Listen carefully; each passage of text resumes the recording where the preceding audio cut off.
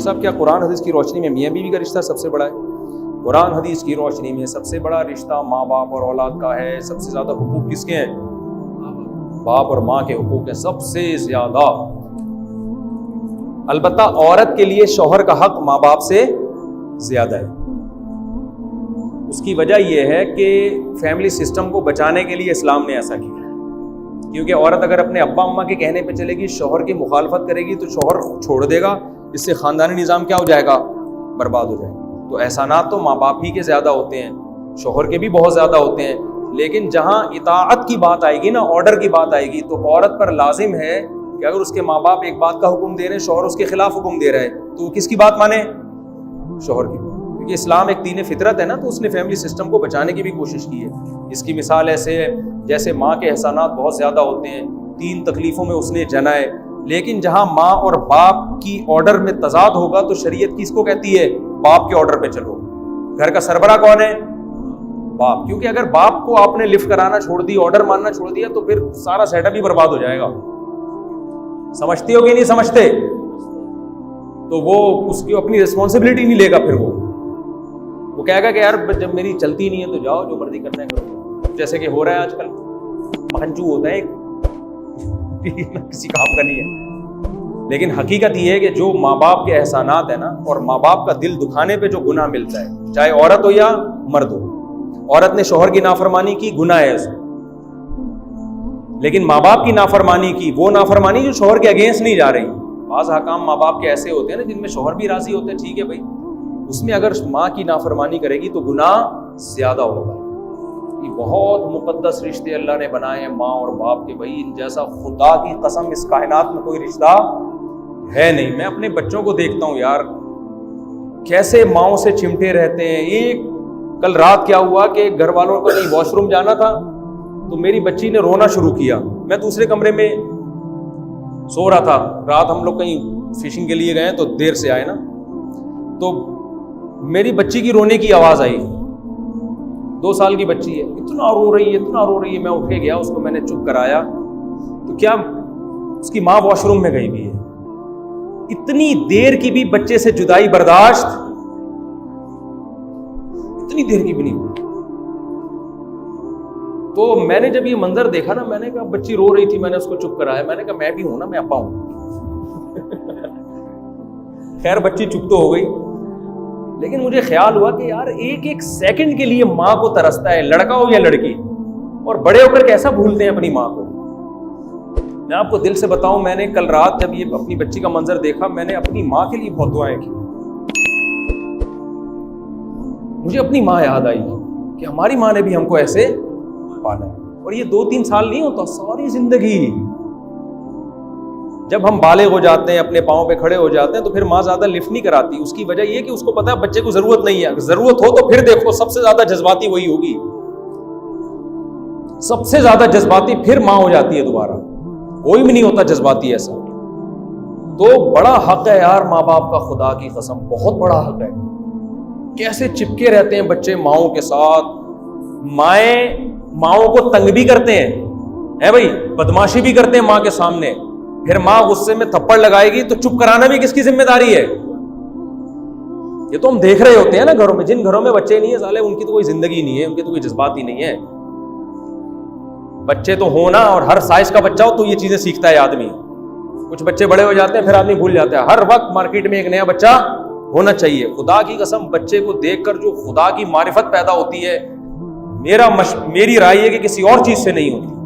اللہ نے ایسا بنایا ہے نا بچے کو اٹریکٹیو، ایسا اٹریکٹیو بنایا ہے کہ یہ خود خدا کے وجود کی ایک بہت بڑی دلیل ہے. تو ایسے رو رہے ہوتے ہیں بچے، ایسے رو رہے ہوتے ہیں ماؤں کو یاد کر کے. لڑکے کیسے 3-3 4-4 5-5 سال کی عمر تک بھی ماؤں سے چپکے رہتے ہیں اماں کے بغیر. ہمیں اپنا بچپن یاد ہے، ہم جب اسکول سے آتے تھے، آتے ہی گھر میں ہماری امی اگر نہیں ہے نا تو ہمیں غصہ آ جاتا تھا، اماں کہاں ہے. میں کل 6ٹھی 7ویں میں تھا، میں کتنا بڑا گھوڑا ہو جاتا ہے آدمی 6ٹھی 7ویں میں. گھر میں آتے ہی سب سے پہلے ہمیں کیا چاہیے؟ اماں کہاں ہے. پتا چلا جی اماں وہاں گئی ہوئی ہیں، پڑوسیوں کے یہاں گئی ہوئی ہیں. اٹھا کے بستے اٹھا کے پھینکنا شروع کی. ایسے میں تو جوتے اٹھا کے پھینکتا تھا. تو پھر ہمیں بتاتے تھے بھائی ابا ہیں. ابے بھائی ابا کو سائڈ پہ رکھو یار، اماں چاہیے. کھانا چاہیے، یہ چاہیے، وہ چاہیے، امی کدھر ہے؟ غصہ ایسا جیسے بدماشی یار، جیسے تم اس گھر کے باپ ہو. تو مائیں جب آپ زیادہ بدتمیزی کرو گے تو پھر مائیں، ہماری اماں تو لگاتی تھی، طبیعت سے ہم نے الحمدللہ فخر سے کہتے ہیں ہم نے مار کھائی اپنی اماں سے، چمٹے گرم گرم. ہمیں تو سبزی اچھی نہیں لگتی تھی ہمیں، اماں نے بھجیا، اماں کی ہماری وہ ہندوستان والے کھانوں کی عادت تھی، کھنڈیاں پکی ہوئی ہیں تو بھجیا پکی ہوئی ہے، اور اس طرح کی چیزیں ہوتی، منگوچیاں بھی ہوتی تھی. ہمیں نہیں پسند آتی تھی کھنڈیاں یا یہ سب چیزیں، ہمیں آلو گوشت کا سالن پسند تھا. جس دن کھنڈیاں پکی ہیں تو ہماری اماں کے کھاؤ بھائی، ہم کہتے ہیں میں نہیں کھانا. ہماری اماں گرم گرم چمٹا دکھاتی تھی، تیرے باپ نے بھی یہی کھایا ہے تجھے بھی کیا یہی کھانا پڑے. دل میں بد دعائیں دے رہے، بچے تھے تو پٹتے بھی تھے، پھر چپ کرانا بھی کس کی ذمہ داری ہے؟ اماں کی ذمہ داری. یہ جو حدیث میں آتا ہے نا، لا ملجا ولا منجا من کا الا الیک، اے اللہ تیرے غضب سے بچنے کا راستہ بھی میرے لیے تیرے پاس ہی ہے. اگر اللہ کے غضب سے بچنے کے لیے آپ بھاگنا چاہو تو کہاں بھاگو گے؟ اللہ ہی کے پاس بھاگو گے، کیونکہ اس کے علاوہ کوئی راستہ نہیں ہے. بالکل یہ چیز ماں پہ بھی صادق آتی ہے. ابا کے بھی بڑے احسانات ہوتے ہیں لیکن وہ نظر نہیں آ رہے ہوتے ہیں نا. گیس بجلی کا بل تو ابا دے رہے تھے، گھر ابا کا تھا، اماں جو اتنی محبت سے پال رہی ہے ابا کی وجہ سے پال رہی ہے، لیکن ابا نظر نہیں آ رہے ہوتے نا. اماں کی محبت تو ایسی ہے جو بالکل مشاہدہ نظر آ رہا ہوتا ہے اس کا.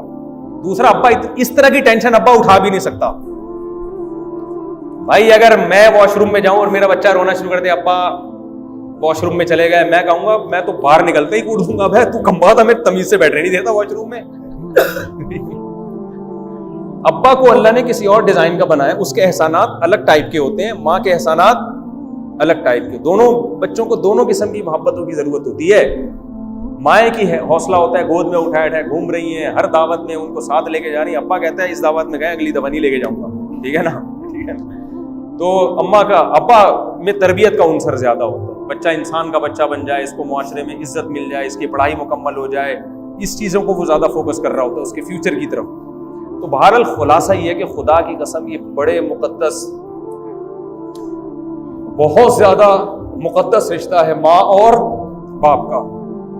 اس لیے میں بار بار کہتا ہوں ان کی طرف سے ظلم زیادتی بھی ہونا اللہ کی خاطر برداشت کرو، کیونکہ ان کے جو احسانات ہیں نا، احسانات اس کے بوجھ کے نیچے ہم دبے ہوئے ہیں. کوئی بات نہیں، ابا کی طرف سے الٹی سیدھی ہو جاتی ہے، کڑوی کسیلی ہو جاتی ہے، برا بلا کہتے ہیں، ظلم کرتے ہیں، برداشت کرو ابا کی. یہ بولا کرو، تنہائی میں بیٹھ کے یہ کہا کرو کہ اللہ ان کے مجھ پر احسانات اتنے ہیں کہ آج میں جو کچھ بھی ہوں کن کی وجہ سے ہوں. باپ بچپن میں عیدی سینٹر میں جمع کرا دیتا، پھر دیکھتے تمہاری کیا عزت ہوتی. اس نے رکھا، اس نے پالا. اور ماں کی محبت تو اپنے بچوں میں، اپنی ماں کو تو بھول جاتا ہے نا انسان جب بڑا ہوتا ہے کیسے پالا تھا. جب آپ اپنے بچوں کو دیکھا کرو نا، آپ کی بیوی کیسے پالتی ہے ان کو، کیسے پالتی ہے، اس سے آپ کو اپنی ماں کی قدر ہوگی، اپنی ماں کا احساس ہوگا.